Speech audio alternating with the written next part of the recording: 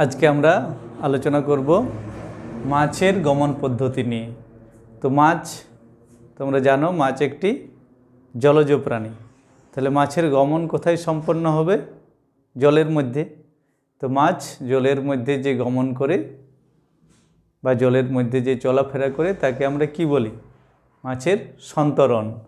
তো মাছের এই সন্তরণে সাহায্য করে তার যে গমনাঙ্গ আছে সেই গমনাঙ্গগুলো হলো 7টি পাখনা, তাই তো?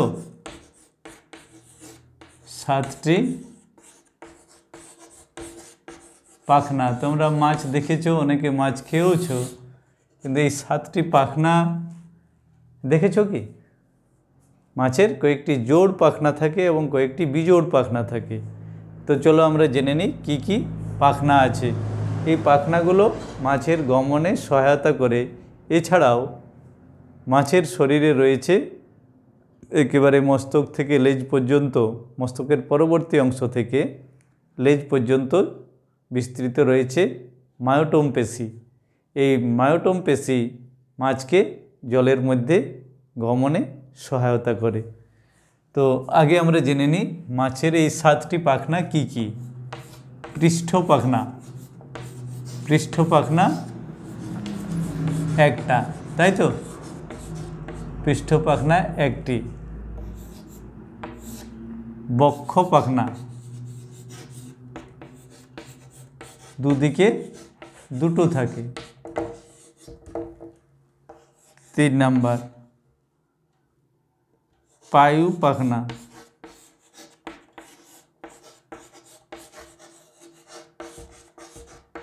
একটি। 4 নম্বরে হচ্ছে শ্রোণী পাখনা,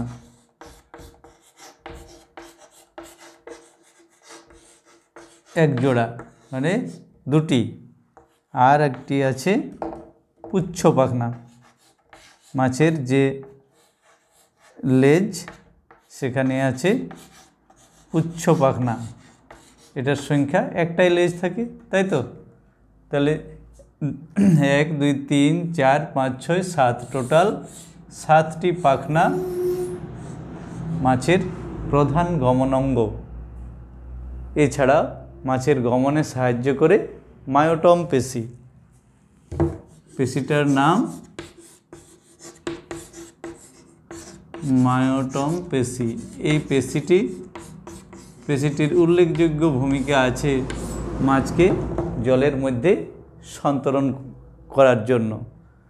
তো মাছের গমনে বা জলের মধ্যে সন্তরণে পাখনাগুলোর ভূমিকা কি? এখান থেকে একটা প্রশ্ন পড়ে, মাছের সন্তরণে পাখনাগুলোর ভূমিকা কি?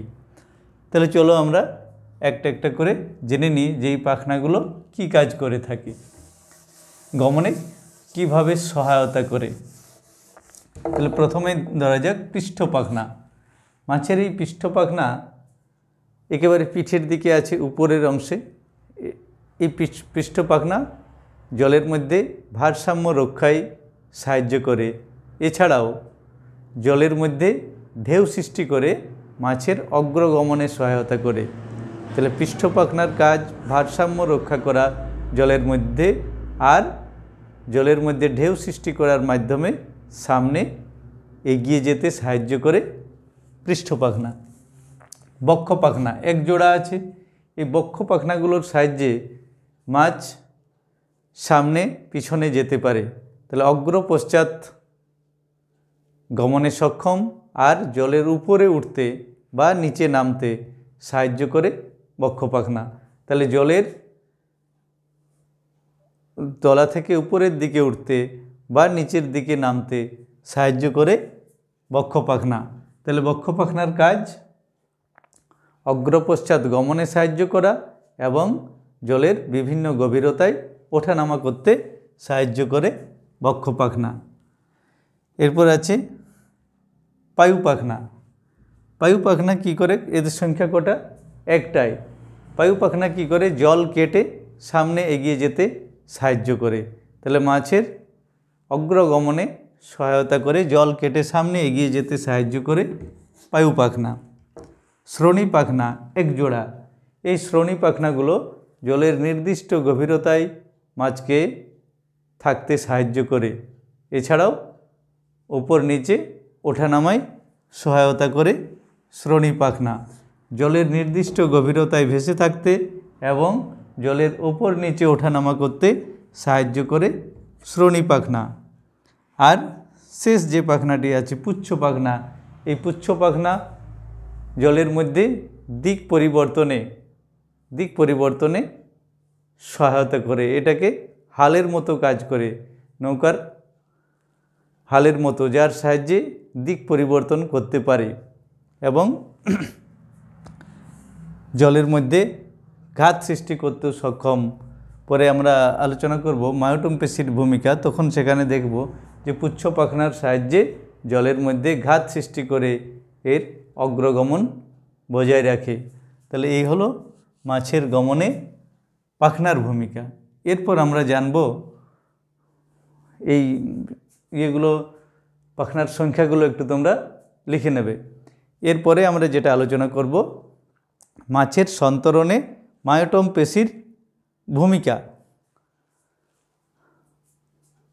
এই ইয়েগুলো লিখে নাও, সংখ্যাগুলো, 7টা পাখনা কি কি থাকে, ঠিক আছে।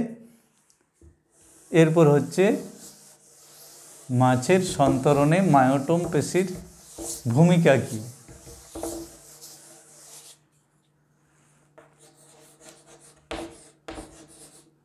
মাছের সন্তরণে মায়োটম পেশির ভূমিকা।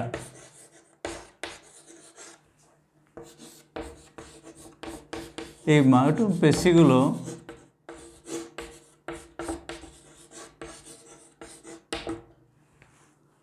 মাছের মস্তকের পরবর্তী অংশ থেকে লেজ পর্যন্ত বিস্তৃত। এই মায়োটম পেশিগুলো হয় ভি আকৃতির। তাহলে ভি আকৃতির মায়োটম পেশি মাছের মস্তকের পরবর্তী অংশ থেকে লেজ পর্যন্ত বিস্তৃত থাকে। এই পেশিগুলোর ক্রমিক সংকোচন ও প্রসারণের ফলে মাছ জলের মধ্যে গমন করতে পারে। ধরো কোনো এক পাশের, তোমাদেরকে একটা আমি নরম জিনিস দিয়ে দেখাই যে মাছ কিভাবে গমন করে।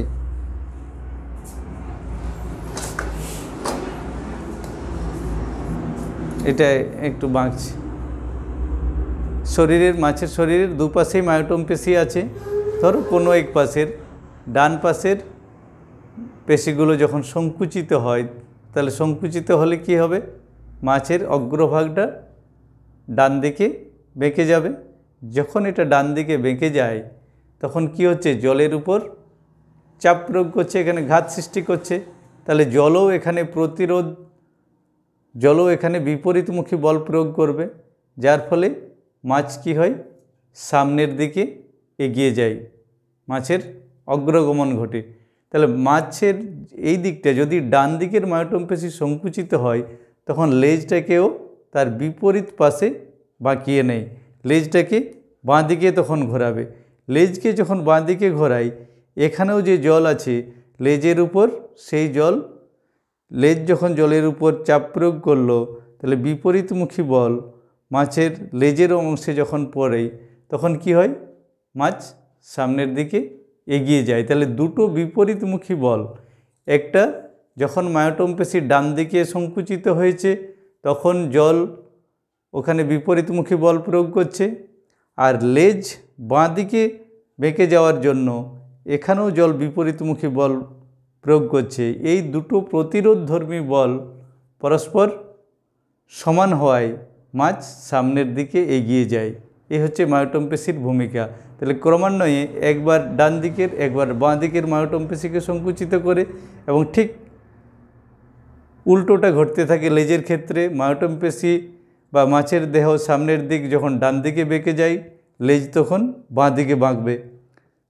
আবার মাছের দেহটি যখন বাঁ দিকে বেঁকে যায়, তখন লেজটি ডান দিকে বাঁকবে।